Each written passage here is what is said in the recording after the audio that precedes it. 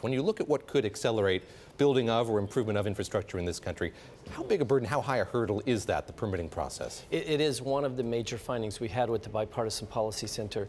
There are projects that are actually just replacement of existing bridges or things like that. Could take up to 10 years for approvals. So it would be one of the best things that could happen with infrastructure in this country is to see simultaneous, very fast approval from 10 years to 5 years to 3 years. The faster, the better.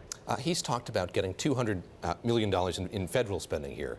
Is that enough money, do you think, for the federal government to pony up? It's a start. Yeah. Our estimate is that you need multiples of trillions. If you look over a 15-year period, it's probably about $3 trillion of investment in infrastructure that would be both replacement as well as new infrastructure investment. So $200 billion is a nice start, but it's not nearly enough. And billion, I said million, I apologize for that. How do you get the money that's sitting on the side to come into this space? You have investors who are interested in spending money on infrastructure. What's keeping them on the sidelines, and how much capital is waiting to be deployed? Well, there literally are trillions of dollars globally that's in pension funds, insurance companies, that they're very attracted to this kind of an asset class. Infrastructure is a nice match for their assets. They need something that's long-term, that's stable, that has a good return.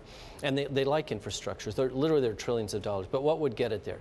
You need to have a permitting process. You need to have transparency. You want to have some kind of clarity that when you go into a contract, the contract terms are going to be met. And it would be great to have a pipeline, just so we know what all the projects are that are being undertaken across the country. And there's many states that have started that.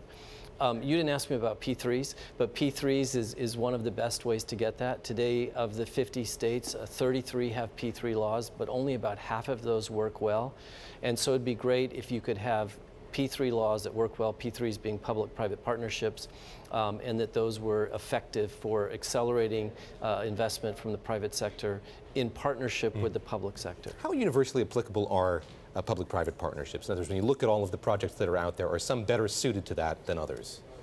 There's projects which are more, let's say, discrete projects like airports, ports. You could look at different types of road projects. Those are very well suited for P3s because you've got a revenue source. You also get a lot of collateral opportunity around it. If you look at an airport, you end up with shops, you end up with restaurants, you end up with some kind of a franchise outside of the airport for rental cars. So you have a way that there's a lot of revenue sources in a way you can manage a project like that.